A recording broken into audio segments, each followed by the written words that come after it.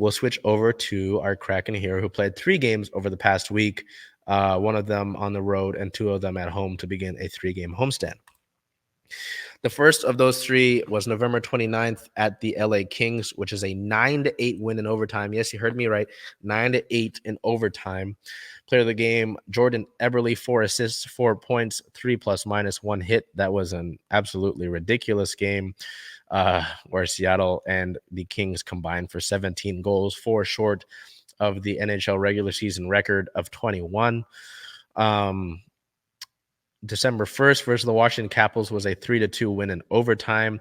Player of the game, defenseman Vince Dunn, 2 assists, 2 points, a 1 plus-minus, 1 shot, 3 hits, 2 takeaways. December 3rd versus the Florida Panthers, a 5-1 loss. Yeah, 5-1 kind of get brought back to reality here. Player of the game, Jared McCann, 1 goal, 1 point, and 1 plus-minus. Before we look to an overview of the week, my player of the week for the Kraken was Andrei Burakovsky. The forward registered 2 goals, 2 assists, 4 points, 1 game winner, 10 shots, and 1 hit over the past 7 days. So we look at the past week for the for the Kraken, and I'm not mad at it. They reached 7 wins in a row. That's the most that this team has ever put up in franchise history for a win streak.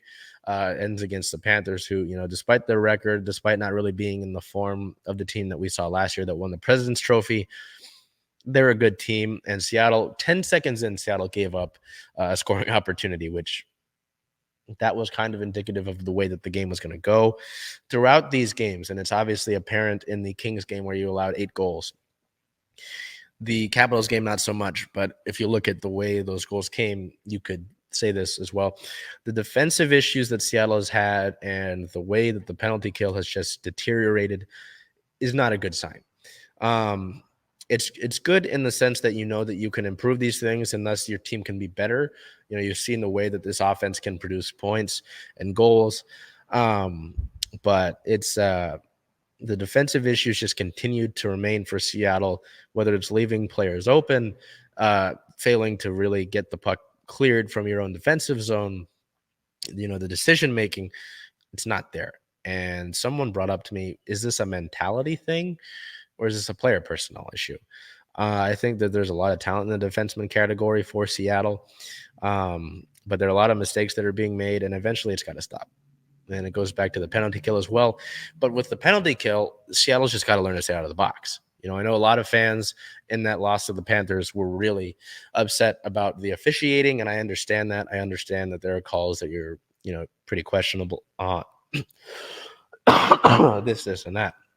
At the end of the day, I've always been of the thought that you can't just blame a loss on the officials. You're going to have to find other ways to just deal with it, or, usually that game does not come down to just an official's call. That's the way I look at it. I had a gentleman block me because he was so angry about that.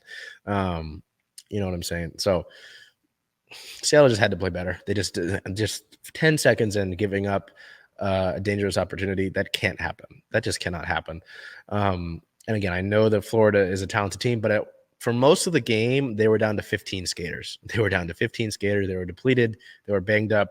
And they blew you out. They blew you out on home ice. So, you hope that's the sort of wake-up call that things defensively need to be worked on, that the penalty kill needs to be worked on.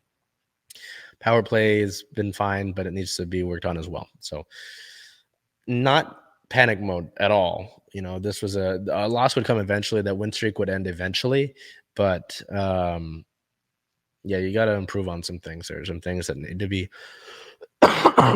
things need to be worked on here for this team. They had a chance. They were working their way up towards catching up to Vegas. This obviously helps them take a hit, but it's not the end of the world. This is just a sign that, hey, things can be improved on, and they need to be. So we'll look at team-related news here. He's back. On the 5th, Shane Wright would be recalled from AHL Coachella Valley as his conditional loan ended. He scored 4 goals in 5 games with Coachella Valley. And head coach Dave Hackstall did say today after practice that Wright is going to play tomorrow against the Montreal Canadiens. Hockey fans all over the world, I'm sure, will be excited to hear that, simply because Shane Wright, who was projected to go number 1 overall to Montreal, obviously fell 4th to us in the draft. And when he was drafted by Seattle, he stared down Montreal's table while he was up being announced as the pick. So that should be interesting, surely, not only for that matchup, but also for Wright to get some playing time fresh off of that loan with the Firebirds. So that's really good to see.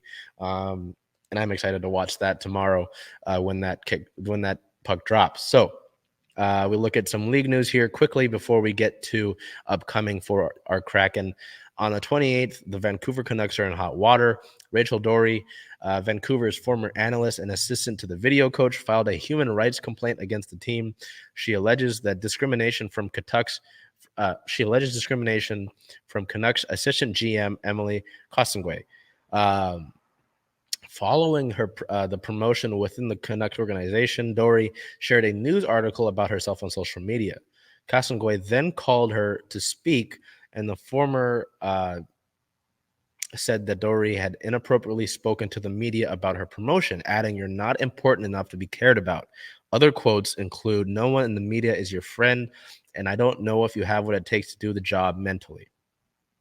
That's pretty rough if you're Vancouver. So I won't have too much to say on that.